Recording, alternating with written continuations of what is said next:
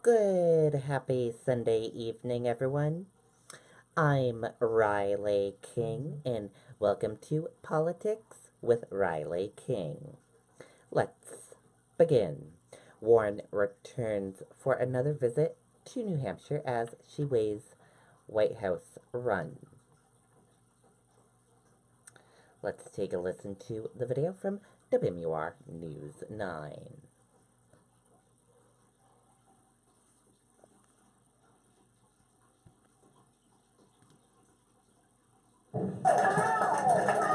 U.S. Senator Elizabeth Warren answers questions from voters in New London. Good, quick responses, very knowledgeable, very bright, very the kind of person you want to get behind. If Warren decides to run, these Democrats say they'll have a hard decision to make in the primary. We're very fortunate because we get all the candidates here. I mean, tomorrow I'm having John Delaney at my house. These are hard times for our country.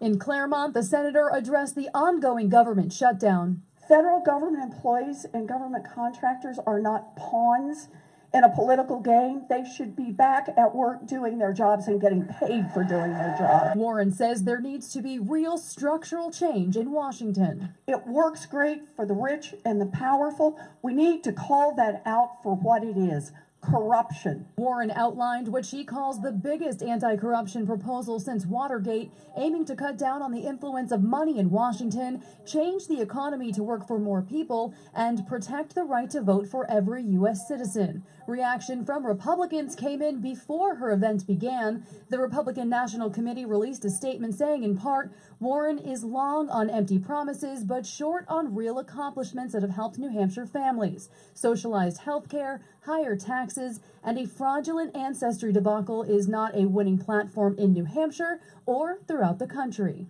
In 2016, this proved to be Bernie territory. Senator Bernie Sanders winning the primary that year here in Claremont by a landslide. When asked if today's stop had any political significance here, Senator Warren said she wants to talk to people in all parts of New Hampshire. Reporting in Claremont tonight, Siobhan Lopez, WMUR News 9. Okay, and there you go on that video and that report.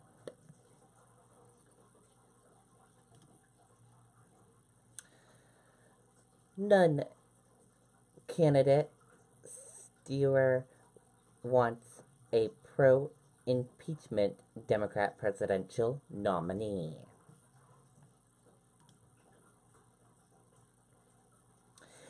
Billionaire progressive activist returns to New Hampshire after announcing he won't run for president.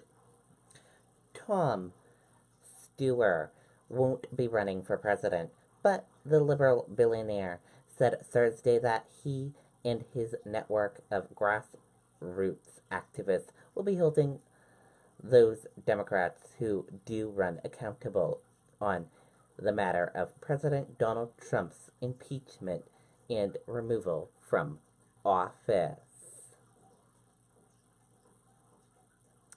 While he is undecided on whether he will endorse anyone, we are certainly going to hold presidential candidates accountable on the point about impeachment.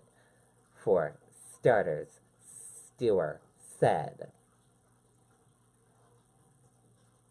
And we'll have to see in what happens and what unfolds for 2020 presidential election. Legislators consider repealing law that allows Lord's Prayer in classrooms.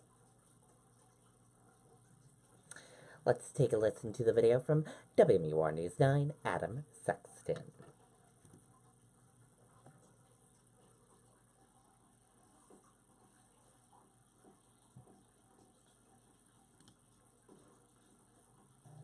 The separation of church and state. It's a pillar of civics instruction and taught across the country.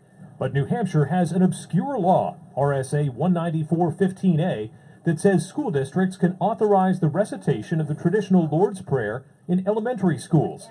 Representative Amanda Bolden says it was passed by the General Court in the 1970s.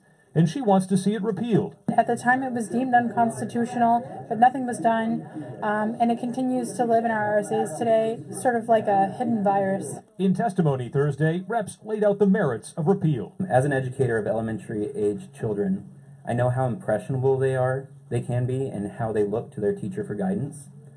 Allowing teachers to lead their class in this prayer can be confusing and intimidating to those children of different faiths. Others believe removing this authorization, which is not known to be used anywhere in the state, infringes on religious freedom. Yeah, under the current laws today, it would be considered unconstitutional. That doesn't make it right, and it doesn't make it relative to what the framers actually believed in. Religious groups are questioning the motivation behind the bill. Our concern with HB 289 is simply that there's not animus towards religion in general, and specifically towards Christians. Bill sponsors say this is not an attack on prayer or religion.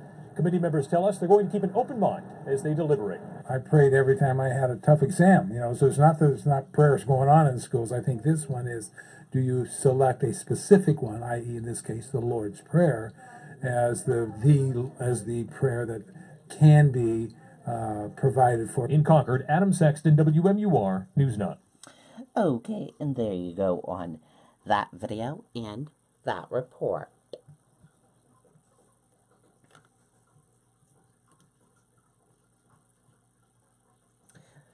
Bill would help address disparities in education fund, sponsor says. Let's take a listen to the video from WMUR News 9, Kristen Carosa.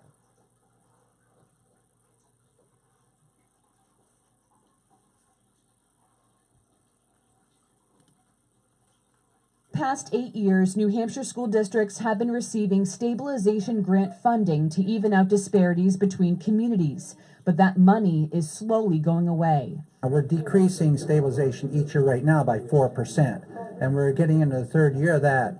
And with that, we have lost significant revenue in some of these poor towns. To help change that, Representative Rick Ladd is sponsoring a bill that would freeze the 4% cuts until a new plan can be put in place. We really need to look at our entire formula and make it right to fix it.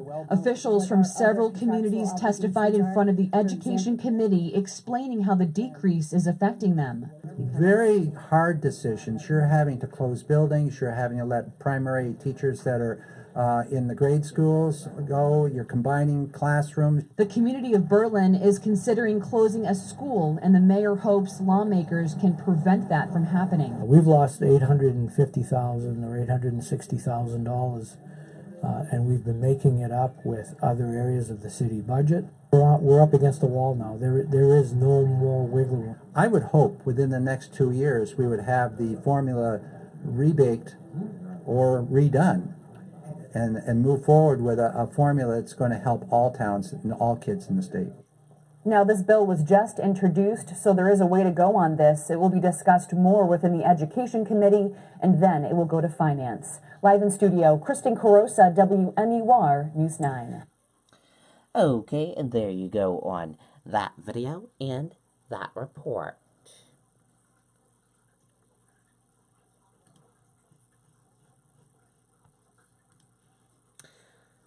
Trump lashes out at Pelosi over rejected government shutdown proposal.